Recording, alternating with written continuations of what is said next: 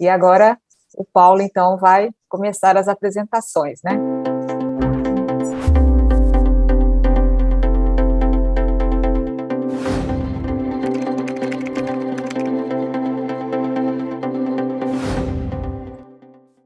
Bom, parece que, como o Paulo, né, ele comentou que está fora, né, talvez teve algum problema na conexão, então, dando continuidade, vou convidar, né, o nosso também colaborador, né, sempre presente nas nossas lives, né, o condutor Roberto Watanabe, da Igreja Ipaco, para o Momento Doutrina, né, para começar a apresentação. Boa noite, Caixo-san, tudo bem? Feliz Ano Novo. Boa noite, Júlia. Feliz Ano Novo a todos também. Que possa ser um ano melhor do que foi 2021, né? Hoje o tema é Oyasama Eternamente Viva, né? E eu peguei algumas indicações, temos várias indicações que falam a respeito desse tema, né? Eu peguei 3 indicações que falam a respeito desse tema, né? E gostaria de comentar um pouco a respeito deles. A primeira indicação é de 18 de fevereiro de 1887, ela diz assim: por amor aos filhos, encurtei 25 anos da vida que o Parens tinha ainda pela frente e começo a salvação a partir de agora. A outra indicação, de 17 de março de 1890, estou residindo até agora. Não tenho ido aonde quer que seja. Não tenho ido aonde quer que seja. Devem refletir vendo o dia a dia do caminho. E a outra indicação, de 18 de fevereiro de 1892, limpando a casa de repouso todos os dias, preparando e servindo as refeições diárias, devem, de todo jeito, fazer com o espírito de servir Oyasama eternamente viva. Ao anoitecer, acendendo 2 lamparinas ao invés de uma, desejo que as mais dedicadas passem conversando. Assim que o dia terminar, lavando bem a banheira e deixando-a limpa, devem aquecê-la. Peço que todas estejam unidas espiritualmente. Bom, como todos sabem, né, no dia 26 de janeiro de 1887, né, que no calendário ocidental aqui seria o dia 18 de fevereiro de 1887, Oyasama se ocultou fisicamente. E no dia anterior ao ocultamento físico de Oyasama, no dia 17 de fevereiro de 1887, houve a indicação que dizia: começarei o nivelamento da Terra. Nivelarei a Terra abrindo o portal ou nivelarei a Terra fechando o portal. Esse nivelamento da Terra era a expressão do desejo de Deus Parens de salvar todas as pessoas do mundo. Mas, sem entenderem o verdadeiro significado dessas palavras divinas, as pessoas da época responderam: desejamos que o nivelamento seja feito com o portal aberto, pensando que seria melhor e mais alegre que trabalhasse com o portal aberto. E isso resultou no ocultamento físico de Oyasama. Abrir o portal significava que Oyasama sairia para salvar amplamente o mundo sem a limitação de um corpo físico. No entanto, isso não significava o retornamento ou falecimento de Oyasama. Quando dizemos ocultamento físico, queremos dizer que Oyasama deixou de existir fisicamente, ou seja, que ela já não possuía um corpo físico, mas apenas não é possível ver a sua imagem física. Ela continua residindo em Jibá e trabalhando dia e noite, pela salvação de toda a humanidade em todas as partes do mundo, onde e quando quer que seja requisitada. Pensando assim de modo racional, talvez seja difícil acreditar que Oyasama continua viva, completando neste ano 224 anos de idade, trabalhando onipresentemente pela salvação da humanidade. Mas acreditar na viva presença de Oyasama é uma das premissas para a crença nos ensinamentos da Tendikyo também. Segundo a Escritura Divina, a boca é humana, mas o espírito é de Tsukiri, ou seja, de Deus Pares. Duvidar da presença eternamente viva de Oyasama é duvidar dos ensinamentos da Tendikyo. Como fazer, então, para constatar a presença dela? Basta a gente olhar ao nosso redor e verificar as excelentes graças que recebemos dia a dia. Com certeza, sentiremos aí o amor de Oyasama, que está sempre por perto, nos protegendo. Além disso, podemos verificar a sua imagem na salvação das pessoas quando saímos para a missão da salvação. Em Jibá, na residência de Oyasama, as senhoras da sede estão sempre prontas para servir Oyasama, tomando todos os cuidados para que ela se sinta confortável para trabalhar.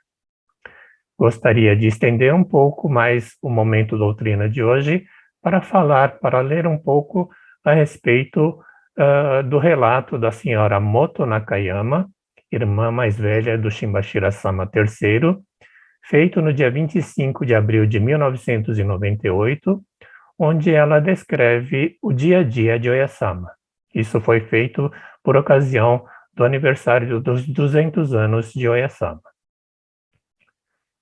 Ela diz o seguinte: o dia de Oyasama inicia-se no momento em que ela se apresenta, entre aspas, ao público pela manhã. A gente chama isso de odemashi.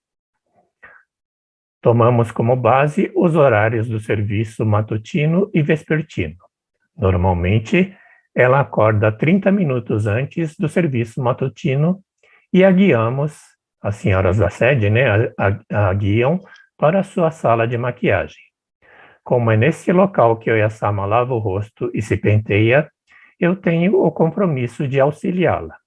Em seguida, ela se serve do chá no seu quarto de descanso e, mais uma vez, volta para o seu quarto de repouso e troca de roupa. E, finalmente, Oyasama se apresenta ao público. Geralmente, essa apresentação ocorre 10 minutos antes do serviço matutino. O almoço é servido às 11 horas da manhã.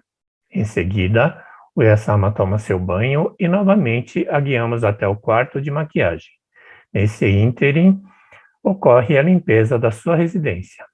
Após o horário do banho, ela toma o café da tarde e logo em seguida retorna ao seu trabalho. Finalmente, ela se serve do jantar e é executado o serviço vespertino. Depois de 1 a 2 horas do término do serviço, dependendo da estação, Oyasama finalmente descansa. A respeito das vestes de Oyasama, ela diz o seguinte: não podemos enxergar a imagem física de Oyasama, porém, como ela está em viva presença trabalhando para a salvação da humanidade, devemos adaptar o kimono vermelho que oferendamos de acordo com a estação do ano. Atualmente, temos 3 tipos de kimono. No verão, temos um kimono leve, um kimono de baixo, um par de meias e outros acessórios. Numa época chuvosa, em que a temperatura está mais amena, providenciamos um kimono de baixo mais comprido. Na época da primavera e outono, temos um tipo de sobretudo para o kimono forrado. Somente o kimono de baixo é confeccionado com um único tipo de tecido. No inverno, o sobretudo para kimono possui forramento, porém, os demais possuem uma camada de algodão. Temos meias, faixas e corda utilizadas como acessórios. Em relação à comida de Oyasama, ela diz o seguinte: vou explicar a respeito da refeição de Oyasama. Como os ingredientes vêm de vários lugares do país, antes de mais nada, avaliamos o seu estado e depois pensamos em como utilizá-los.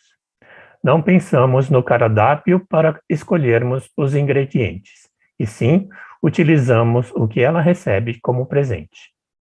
Ao contrário de antigamente, em que a falta de alimentos era muito comum, hoje em dia recebemos tantas coisas que se torna até um desperdício. Ela tem um cardápio fixo, mas dedicamos-nos em oferecer-lhes diferentes tipos de prato. Desde antigamente, ouvimos dizer que Oyasama gosta de um tempero simples, sem muitos condimentos, e por isso o seu tempero é fraco. É servido qualquer tipo de refeição, mas não oferecemos variedades de carne, pois não eram frequentes naquela época. Em se tratando de frutos do mar e verduras, preparamos de tudo. Esse é um resumo daquilo que a senhora Moto, né, ela descreveu a respeito do dia a dia de Oyasama. Como se pode notar, a dedicação das senhoras da sede continua inalterada, né, desde os tempos em que Oyasama estava presente fisicamente. A nossa fé nesse ensinamento passa pela crença na presença eternamente viva de Oyasama. Todos os dias, no serviço matutino e vespertino, podemos conversar intimamente com Oyasama, abrir o nosso coração, compartilhando nossas alegrias e confidenciando também as nossas angústias. Se fizermos isso com sinceridade verdadeira, com certeza poderemos receber de Oyasama a sua orientação e encaminhamento para a vida plena de alegria e felicidade. Por hoje é só. Muito obrigado. Muito obrigada, Caetio-san, Roberto, pela citação aí, né, trazendo 3 indicações divinas, falando sobre o significado, né, do ocultamento físico e também por que Oyasama, né, encurtou 25 anos da vida, vamos dizer assim, né, que todo ser humano ela idealizou. E também agora esses detalhes, né, que a senhora Moto Nakayama, né, fala sobre o dia a dia, né, das senhoras que servem a residência da Oyasama. E ouvindo esse relato, né, dessa rotina, né, todos os dias, e a dedicação das senhoras, eu acredito que para elas também seja, assim, uma emoção, né, uma gratidão, né, poder servi-la, né, na residência, como se ela estivesse viva fisicamente, né, sendo que ela está sempre viva, né, e essa presença da Oyasama sempre viva do nosso lado, em qualquer parte do mundo, né, tanto é que ela, com o ocultamento físico, abriu o portal para sair, né, para salvar em todas as regiões do mundo, todos os filhos do mundo, essa presença que nós sentimos aí no dia a dia, né, dessas graças, pequenas graças diárias, né, e também, lógico, das grandes graças, né, que são as salvações, a salvação que as pessoas recebem. Então, esse trabalho maravilhoso, né, da Oyasama, que está sempre conosco em todos os momentos, né, nos momentos felizes, né, devemos agradecer a ela, nos momentos, lógico, né, mais difíceis, de necessidade, acabamos, né, amparando nela, pedindo, solicitando, né, querendo sentir, né, o amor e o conforto dela. Então, muito obrigada por trazer, né, essas 3 indicações divinas e também um pouco dessa rotina na residência da Oyasama. Muito obrigada. Obrigado. Júlia, realmente é uma delícia escutar um pouquinho mais sobre a Oyasama, né? A gente não imagina como é o dia a dia, né, de cuidar da Oyasama, né? Esses cuidados, como se realmente ela estivesse presente de corpo, né, como a gente conhece.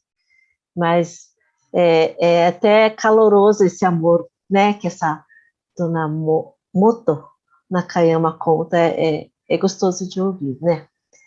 Mas aqui no nosso chat, temos bastante gente aqui falando boa noite. Sérgio Watanabe, Rick Silva, Lúcia Tanaka, Maria do Socorro, de Recife. O pessoal de longe está sempre presente. Anderson Andrade. Falando em Anderson, pessoal, no mês passado, no telecast de retrospectiva, tivemos uma pergunta no chat da Linda, deixa eu pegar o nome aqui, da Linda Kambala Kimoto. Ela disse assim: boa noite, fiquei intrigada com relação à indicação divina sobre o corte da relação. Poderiam detalhar, por favor?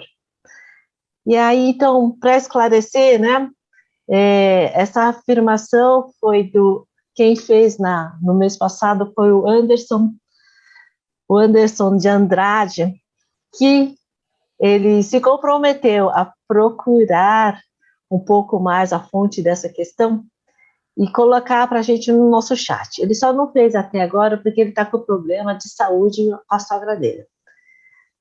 Então, vamos esperar mais um pouquinho, que aí o Anderson explica melhor para a gente e aí a gente aprende um pouquinho mais, né? Quem mais está aqui no chat? A Silvana Silva, Márcia Shimada, Seiko Mizoguchi, Rosa Muramatsu, Mitsukazu Sugahara, Rodrigo Yoshimitsu, de Hortolândia, Akira Ohama, ele não falou, mas eu já sei que ele está lá em Fortaleza, a Sandra Ribeiro, a Eli, essa é outra representante internacional, né, do nosso telecast, que ela está lá nos Estados Unidos. Beatriz Yoshi, Lúcia Tanaka, Milton Miyazaki, quem mais está aqui? Renata Kawaguchi, de Ponta Grossa aí. Tem gente do norte, do sul, de todos os lugares. É gostoso de saber, né? E a Creuza Kyoko também fala boa noite. Vamos ver, o que mais que a gente tem por aí? Júlia, Paulo?